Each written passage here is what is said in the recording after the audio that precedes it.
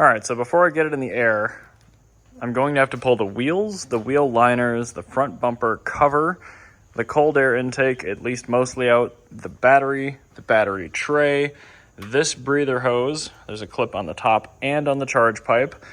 There is a pressure transducer on the bottom side of the throttle body right there on the charge pipe that we have to disconnect.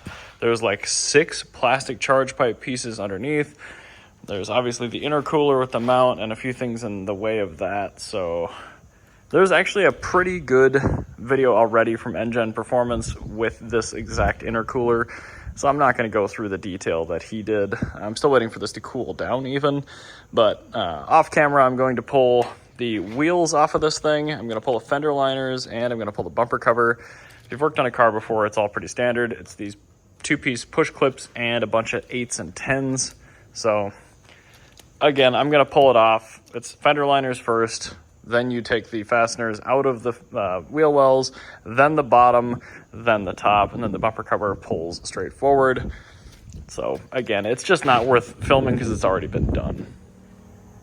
Okay, so yeah, 8 push clips, 10, 8 or 7? That might even be a 7. So the pork chops have to come off. This panel has to come off. This panel has to come off. Those are 12s.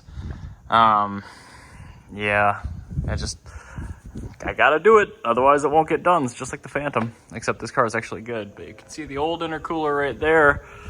Little teeny tiny guy. So let's get those hot boy parts installed. All right, bunch of clips on the bottom, sides.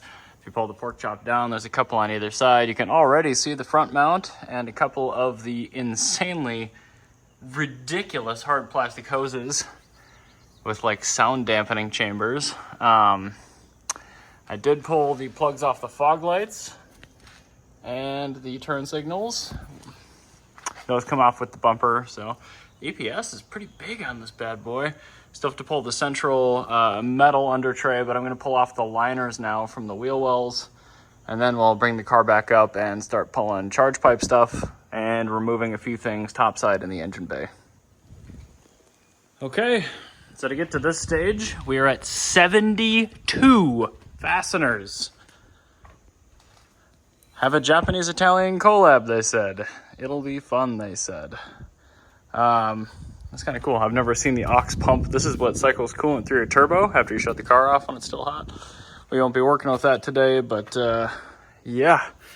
I'm gonna start working on the bumper, but before I do that, we can bring the car back down. We'll pull the battery tray, and a few other things up top.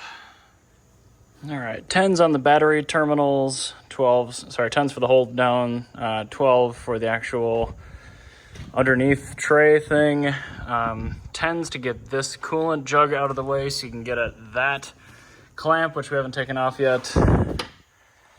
Ooh, and then this guy you just pry up. Took it out. I already have a cold air intake. That's been removed here. Really simple. Just loosen the fastener up there to get all that off. A little bit of schmoo in there.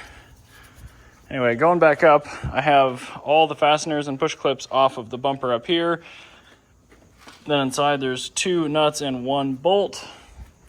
And I feel like there's still something on the bottom. Whew. Well, we are definitely over 100 fasteners now, just to get to this point.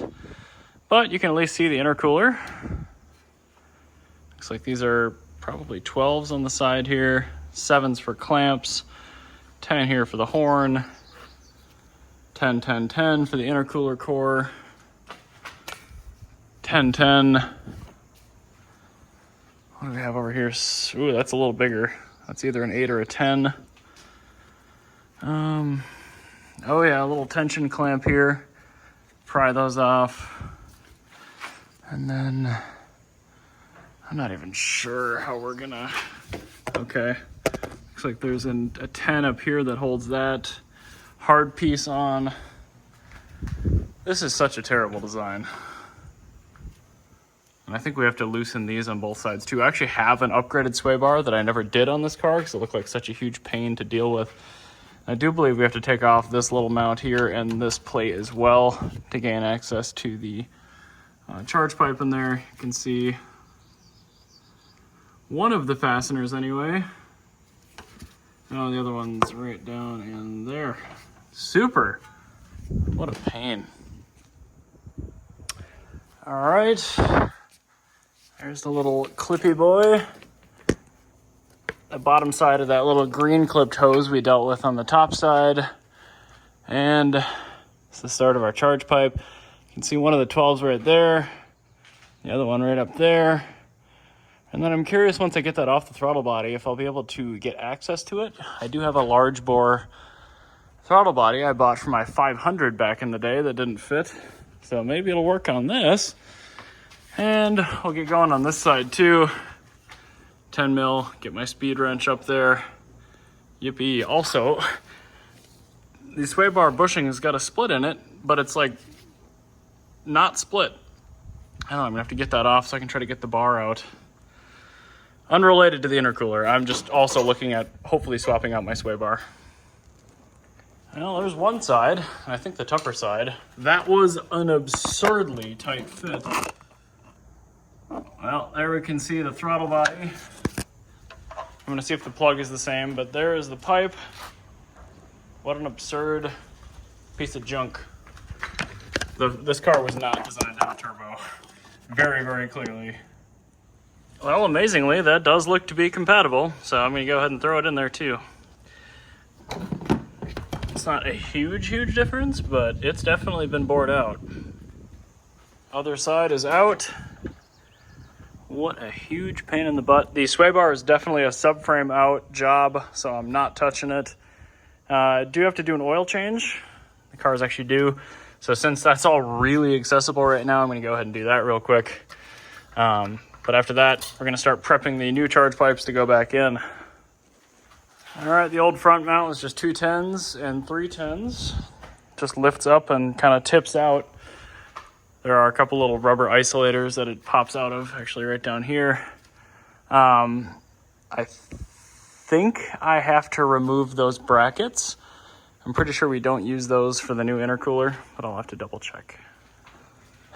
Yes, indeed. So pull that one off first. Let's hang the intercooler. Then let's get the lower installed. Not sure I dig the horn bracket placement. It was really close to the actual fins, so I bent that a little bit. But anyway, yeah, bottom bracket, upper bracket. It all fits okay. I do have the lower hose in sort of on this side, so I'll get a clamp on there. And yeah, we'll get all that situated. And then the right side one is going to be a huge pain because we got to push in that little boost sensor, which we find on that pipe. And then we got that little quick disconnect as well. I don't actually think that'll be too bad, but yeah, we will see. And I got to put the sway bar back in too. This is so many freaking fasteners. I don't know if I dig that or not, but I think I'm going to reuse one of the charge pipe clamps from the car because I trust these a lot more for torque than I do the ones that came with it. So anyway, I'm going to start snaking this up there. Probably won't get it on video, but wish me luck. Well, for some godforsaken reason, they even put a fitting thing on there with a barb, but it's not the right size. So I have to go get the big tube thing and put a hose clamp on it. Whatever. I did get the throttle body all tightened up in there, as you can sort of tell. It actually went back in easier than I thought it would, which is great news. Still got to put a clamp on the intercooler on this side, but yeah, we're getting pretty close to done here. Thank goodness. All right, I think that's everything bottom side. I'm gonna put the sway bar stuff back in, button her up top side, just enough where I can fire it up and make sure that throttle body is going to work. And then I will come back and put everything else in. I also have some HIDs in the trunk that I'm gonna put in right now because it doesn't get much easier to get to the bulb than right about now. But yeah, we still have quite a bit left to do. Home stretch though, still have to put oil in it too. Okay, well it's got an oil filter, it's got oil, it's got the charge pipes with clamps on the throttle body, and the turbo. I reconnected all the intake plumbing, including I saved the check valve or whatever the heck that is. I don't know. It seems like it's a boost pipe going into the intake. So I feel like there's something in there that I really had to save. So keep an eye on that. I do still have to fasten the puke tank back down. But I'm going to fire it up and just make sure that the throttle body responds and that I have oil pressure, and then button it all back up. So, fingers crossed I don't completely destroy my car.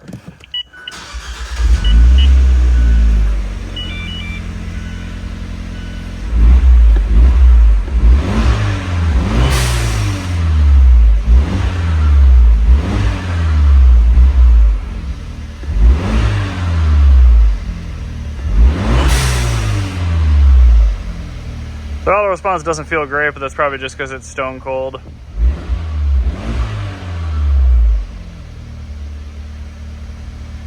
Oh, we have oil pressure, so let's button her back up.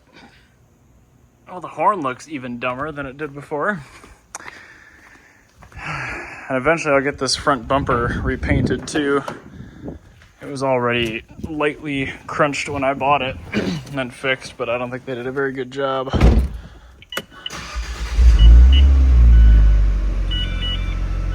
All right, now time to warm her up.